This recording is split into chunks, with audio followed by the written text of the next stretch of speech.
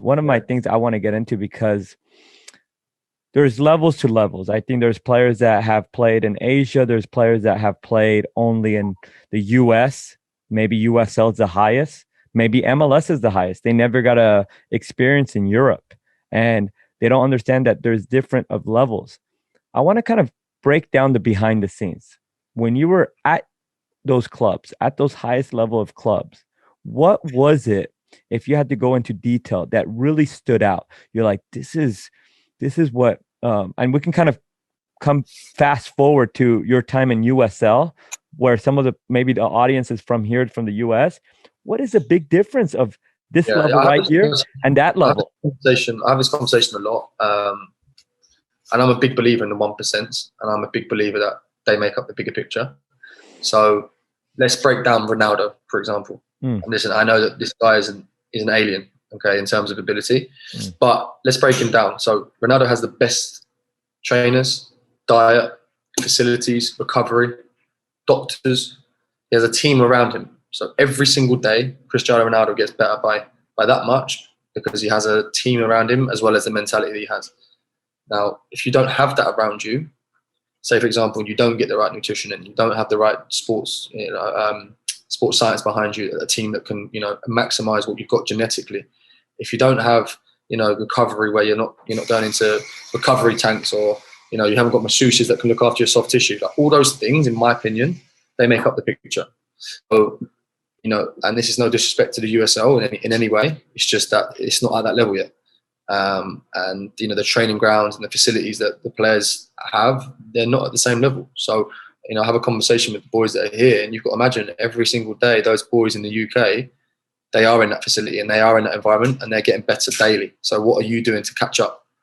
How are you trying to bridge that gap? Because you've got to work 10 times as hard just as them, because they're fortunate enough to walk in every day and have that, and unfortunately here they don't. So the gap's going to get bigger and bigger, and it's going to be so competitive that, unfortunately, if you don't bridge that gap in some capacity, then it's going to be tough. And we started talking about it, putting the team around you, but kind of breaking down the mindset, as you kind of touched on it with Cristiano Ronaldo having the mentality. But yeah, you have to put the team around. I think, let's say someone has the resources, they have all of the resources to put the team around them. But what is the mentality? What is the mentality? You being in that 1%, in that group of the UK. I mean, you're around those players that are that top echelon of elite mindsets, including yourself, that it takes in not only twice a week, not only 3 times a week, 7 days a week during your recovery, all of it, the mentality, because as much as we want to say it's the physical, it's the tactical, it's the technical, the mentality to constantly push and push is so important. What are the key qualities you look at that makes that elite, that tip of the arrow, different than the rest? I have this conversation a lot.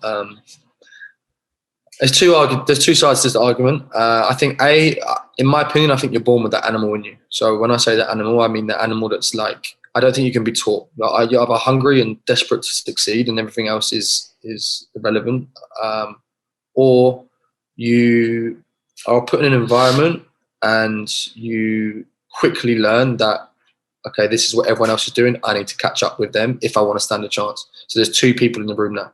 There's one, like the Ronaldo, who, regardless of where he came from or what he did have, I've seen videos of him training with ankle weights and doing this and doing that. Like, he had that animal in him. Nothing was going to stop him.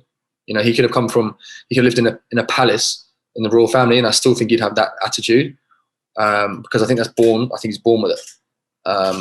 Then you get the other side of the coin, where I think, yeah, they don't really know that they've got that animal in them, but they quickly learn through the environment they're in, because they see the older pros doing it, or they see the guys that are hungry are doing it, and they feel like, if I'm not doing it, then I'm out the door.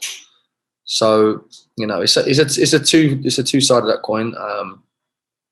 I love to find a player, that has that mentality in them.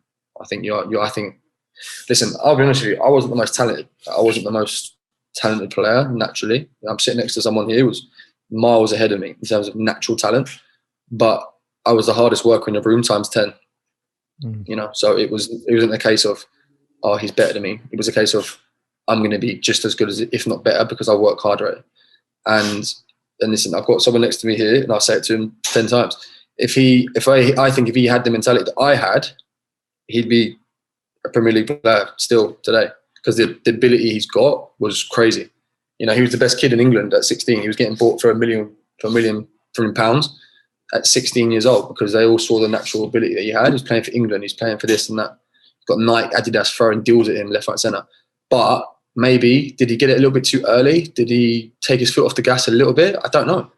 I didn't have any of that. So I was constantly like trying to catch up.